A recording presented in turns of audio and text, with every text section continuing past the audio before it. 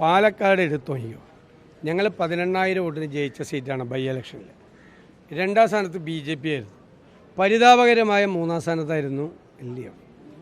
അവിടെ ഏറ്റവും ദുർബലനായ ഒരു സ്ഥാനാർത്ഥിയെ നിർത്തി UDFന് കിട്ടേണ്ട വോട്ട് സ്പ്ലിറ്റ് ചെയ്യിക്കാൻ വേണ്ടിയിട്ടുള്ള പരിപാടിയാണ് LDF ചെയ്തത്. അവിടെ ചെന്നാൽ വ്യക്തമാണ്.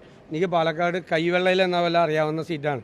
ഞാനവിടെ ഒരു മാസം നിന്ന് തെരഞ്ഞെടുപ്പ് പ്രവർത്തനം നടത്തിയ ആളാണ്. ഓരോ മണ്ഡലവും ഓരോ ബൂത്തും കൃത്യമായിട്ട് അറിയാം. മനഃപൂർവ്വമായി BJPയെ ജയിപ്പിക്കാൻ വേണ്ടി ഫീൽഡ് ചെയ്യിപ്പിക്കുന്ന സ്ഥാനാർത്ഥിയാണ്. അതിന് പകരം ഇവർ തമ്മിലൊരു കച്ചവടമുണ്ട്. അതാണ് ഞാൻ പറഞ്ഞത്. അതിന് കോൺഗ്രസിനെ നാണം കെട്ട പാർട്ടി എന്നാണ് രാജീവ് ചന്ദ്രശേഖർ വിശേഷിപ്പിച്ചത്. അത് അദ്ദേഹത്തെ പോലത്തെ ഒരാൾ പറയാൻ പാടില്ല. കാരണം കോൺഗ്രസ് ഇന്ത്യയിലെ ഏറ്റവും വലിയ പ്രതിപക്ഷ പാർട്ടിയാണ്. പാർലമെൻറ്റിലെ ഏറ്റവും വലിയ പ്രതിപക്ഷമാണ്. രാജ്യത്തിന് സ്വാതന്ത്ര്യം നേടിത്തന്ന പാർട്ടിയാണ്. ആ ഇന്ത്യൻ നാഷണൽ കോൺഗ്രസിനെ നാണം കെട്ട പാർട്ടിയെന്ന് അദ്ദേഹം പറഞ്ഞത്. കാരണം അറിയില്ല, രാഷ്ട്രീയം അറിയില്ലാത്തതുകൊണ്ടാണ്. അദ്ദേഹം ബിസിനസ്സുകാരനാണ്. ആകാശത്ത് നിന്ന് നൂല് കെട്ടി കേരളത്തിൽ ഇറക്കിയതാണ് BJPക്കാർ. 3 പ്രാവശ്യം അദ്ദേഹം രാജ്യസഭാ അംഗമായപ്പോഴും BJP ടിക്കറ്റിലല്ല ജയിച്ചത്. എന്നെക്കൊണ്ട് അതൊന്നും പറയിപ്പിക്കരുത്. ഞാൻ സാധാരണ വ്യക്തിപരമായ ആരോപണങ്ങൾ പറയുന്ന ഒരാളല്ല. പക്ഷേ എൻ്റെ പ്രസ്ഥാനത്തെ നാണം കെട്ട പാർട്ടിയെന്ന് ഒരു BJPക്കാരൻ വിശേഷിപ്പിച്ചാൽ ഞാനതിന് മറുപടി പറഞ്ഞിരിക്കും. ആകാശത്ത് നിന്ന് നൂലിൽ കെട്ടിയിറക്കിയ ബിസിനസ്സുകാരൻ ഞങ്ങളെ രാഷ്ട്രീയം പഠിപ്പിക്കേണ്ട. അതാണ് എൻ്റെ മറുപടി. ഞങ്ങളെ രാഷ്ട്രീയം പഠിപ്പിക്കേണ്ട. ഞങ്ങൾ ഈ കേരളത്തിലെ സാധാരണക്കാരായ ജനങ്ങളോടൊപ്പം പ്രവർത്തിച്ച് രാഷ്ട്രീയ പ്രവർത്തനം നടത്തുന്ന ആളുകളാണ്. ഞങ്ങളെ രാഷ്ട്രീയം പഠിപ്പിക്കേണ്ട.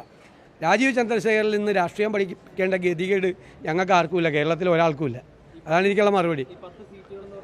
അതിപ്പോൾ നിങ്ങളോട് പറയണില്ല. ഞങ്ങൾക്കറിയാം. ഞങ്ങളവിടെ ശ്രദ്ധിക്കുന്നുണ്ട്. ആ 10 സീറ്റുകളിൽ CPM ദുർബലമായ അവസ്ഥയിലായതുകൊണ്ട് അവരെ ജയിപ്പിക്കാൻ വേണ്ടി നിങ്ങൾ ആലോചിച്ച് നോക്ക്. ഈ എറണാകുളം ജില്ലയിലെ കിഴക്ക് ഭാഗത്ത് മാത്രമുള്ള ഈ 2020 എവിടെയൊക്കെയാണ് കൊണ്ട് സ്ഥാനാർത്ഥി നിർത്തിയിരിക്കുന്നത്? NDAയിലെ ചില ദുർബലരായ ഘടകകക്ഷികൾക്ക് സീറ്റ് കൊടുത്തിരിക്കുകയാണ്. പല സ്ഥലത്തും CPM സ്ഥാനാർത്ഥികളെ പരസ്പരമുള്ള കൈമാറലാണിത്. ഇന്നലെ മുഖ്യമന്ത്രിയും പറഞ്ഞു രാഹുൽ ഗാന്ധി നയിക്കുന്ന കോൺഗ്രസ് BJPയുടെ B ടീമാണെന്ന്. ഇന്ത്യയിൽ പിണറായി വിജയൻ അല്ലാതെ ഒരാളും പറയില്ല അത്. കാരണം ഈ BJPക്കെതിരായും വർഗീയതയ്ക്കെതിരായും സംഘപരിവാറിനെതിരായും സന്ധിയില്ലാത്ത പോരാട്ടം നടത്തുന്ന നേതാവാണ് രാഹുൽ ഗാന്ധി എന്ന് ആർക്കാണ് ഇന്ത്യയിൽ അറിയാൻ പാടില്ലാത്ത?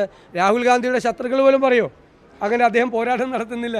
അദ്ദേഹത്തെ ഇല്ലാതാക്കാനാണ് BJP ശ്രമിക്കുന്നത്. പാർലമെൻറ്റിനകത്തും പുറത്തും അദ്ദേഹത്തിനെതിരായിട്ടുള്ള അതിശക്തമായ ആക്രമണമാണ് അവർ അയച്ചുവിടുന്നത്. അവരുമായിട്ട് നിന്നുള്ള അദ്ദേഹത്തിൻ്റെ പോരാട്ടമാണ് രാജ്യം മുഴുവൻ ഉറ്റുനോക്കുന്നത്. ഇവിടെ ഇന്ത്യയിലെ എല്ലാ BJP ഇതര സംസ്ഥാനങ്ങളിലും കേന്ദ്ര ഏജൻസികൾ നെട്ടോട്ട് ഓടിക്കൊണ്ടിരിക്കുക. ഇവിടെ സെറ്റിൽമെൻറ്റാണ്. ഇവിടെ തകർന്നു വീഴാത്ത പാലാരിവട്ടം പാലത്തിൻ്റെ പേരിൽ ഇബ്രാഹിം കുഞ്ഞിനെ ജയിലിലടയ്ക്കാൻ നോക്കിയതാണ്. തകർന്നു വീഴാത്ത പാലാരിവട്ടം പാലത്തിൻ്റെ പേരിൽ 150ഓളം സ്ഥലങ്ങളിൽ ഹൈവേ പൊളിഞ്ഞു വീണ്. ഈ സർക്കാരിന് ഒരു പരാതിയും കേന്ദ്ര സർക്കാരിനെതിരെ ഇല്ല. ഒരു പരാതിയില്ല. ഇവർ പാലം പൊളിഞ്ഞു വീണ് കഴിഞ്ഞിട്ട് ഡൽഹിയിൽ മന്ത്രിയെ കാണാൻ പോയത് ആമാടപ്പെട്ടിയായിട്ടാണ്, സമ്മാനമായിട്ട്. പരാതിയായിട്ടല്ല, ആമാടപ്പെട്ടി പ്രത്യേക സമ്മാനം. ആറന്മുള കണ്ണാടി എന്തോ ആമാടപ്പെട്ടിയിൽ വെച്ചിട്ടുണ്ട് കൊണ്ടുപോയത്. നമുക്ക് എല്ലാവർക്കും അറിയാം. പിന്നെ നരേന്ദ്രമോദിയും അമിത്ഷായും എവിടെ ഒപ്പിട്ട് കൊടുക്കാൻ പറഞ്ഞാലും ഒപ്പിട്ട് കൊടുക്കണം മുഖ്യമന്ത്രിയാണ് പിണറായി വിജയൻ. ഇരട്ടച്ചങ്കൊക്കെ ഡൽഹിയിൽ ചെല്ലുമ്പോൾ 90 ഡിഗ്രിയിൽ കുനിഞ്ഞുകൊണ്ടാണ് നിൽക്കുന്നത്. ഇരട്ടച്ചങ്കൊന്നും ഇല്ലാതാവും. മനസ്സിലായില്ല. കോംപ്രമൈസാണ്, അവിഹിതമായ ബാന്ധവമാണ് BJPയുമായിട്ട്. ഞങ്ങളെ ഒന്നും ബാധിക്കില്ല. ഞങ്ങൾ ഈ പ്രാവശ്യം അതിനെയെല്ലാം മറികടന്ന് ജനങ്ങളുടെ പിന്തുണയോടുകൂടി, ജനം അതിശക്തമായി ആഗ്രഹിക്കുന്നു ഈ സർക്കാരിനെ താഴെ ഇറക്കണം എന്ന്.